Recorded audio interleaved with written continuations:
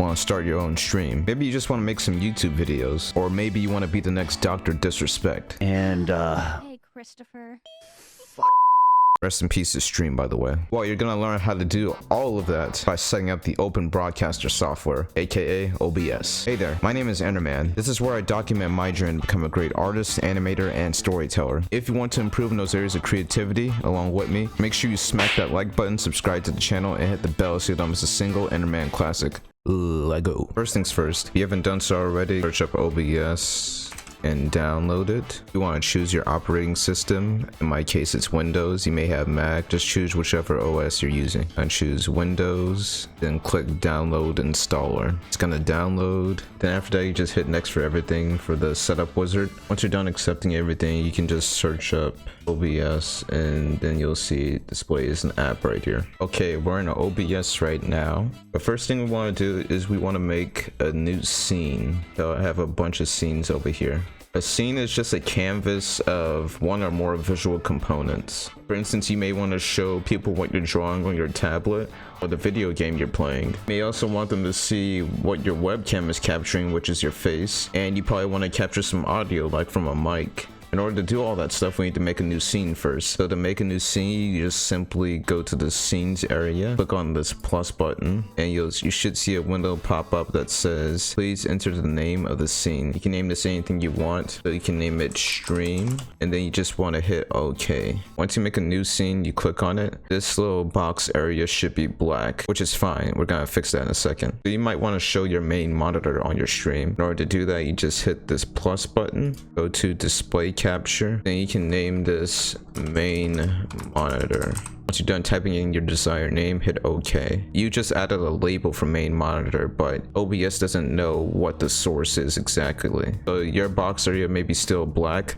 That's why we actually add a source to this label. So right click on main monitor, go to properties, then you're gonna see display. Then you just want to choose which display you want to show. You may have to go through each of them to find which display you want. So display 2 is my secondary monitor. Display 3 is my drawing tablet. So if you have an art stream, you want to show people what you're drawing, then you can do that. In my case, my main monitor is display 1, so I'm going to choose that. Okay, and you should see your screen now in this box area.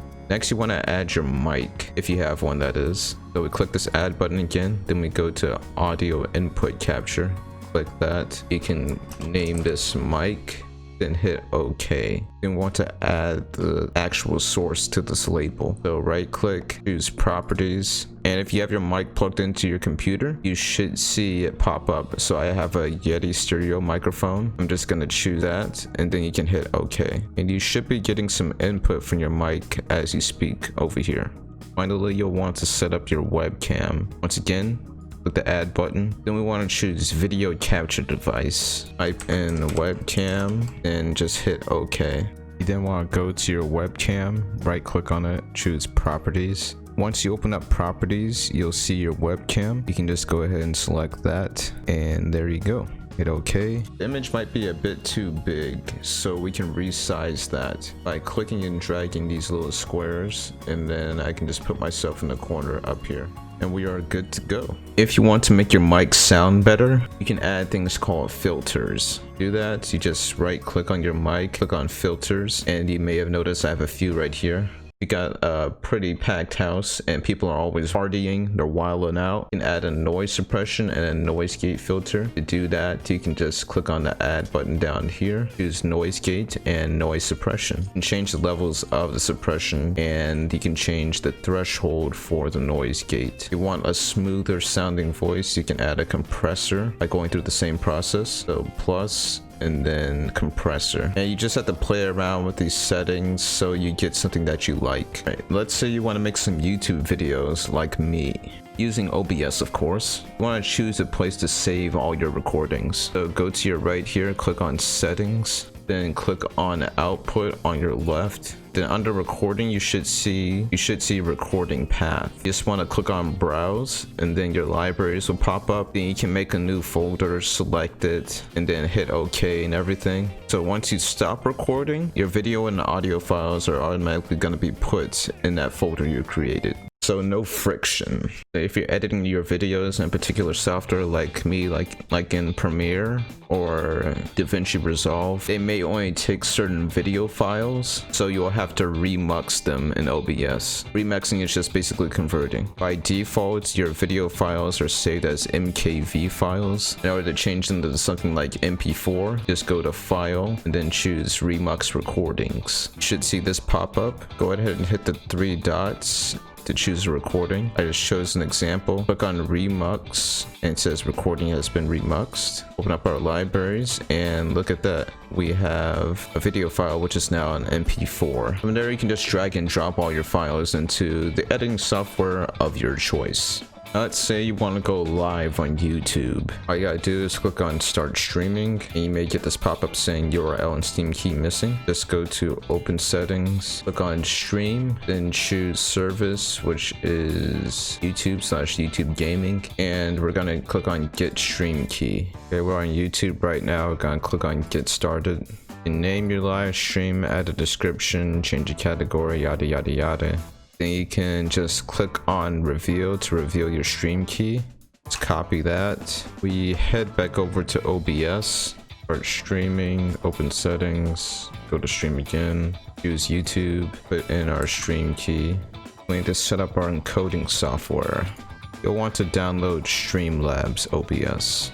Click on download, and you're gonna see a pop-up saying talking about the license agreement. I'll click on I agree, then install, hit finish, and it's gonna automatically run Streamlabs for us. We're gonna connect to YouTube, choose our account, and we trust Streamlabs. Once that's done, we should see this screen. You might want to do import from OBS. This will get all of our settings and configurations, so we don't have to set it up all over again. Click on import from OBS, and we hit start. And we have this as all of our settings from OBS. Then we can hit go live. Innerman meme, Innerman go live. And we are now live on youtube.com. Finally, the big one. We're gonna learn how to go live on Twitch. So start streaming, go settings, stream, use a service, Twitch. We're gonna connect our Twitch account and just type in our credentials here. Then we click on authorize and hit apply. And add a title to your stream, update information, and I clicked on start streaming and we are live on Twitch right now. Congrats, you're ready to start your own stream. If you found this video helpful, if you found it entertaining, make sure you hit that like button, subscribe to the channel, and hit the bell so you don't miss a single Innerman classic. Also, feel free to leave a comment. Check out the description for links to social media and the podcast and a bunch of other stuff like the gear I'm using. And check out the previous videos shown here. Till next time, ladies and gentlemen, this is Innerman from Innerman Arts, signing off.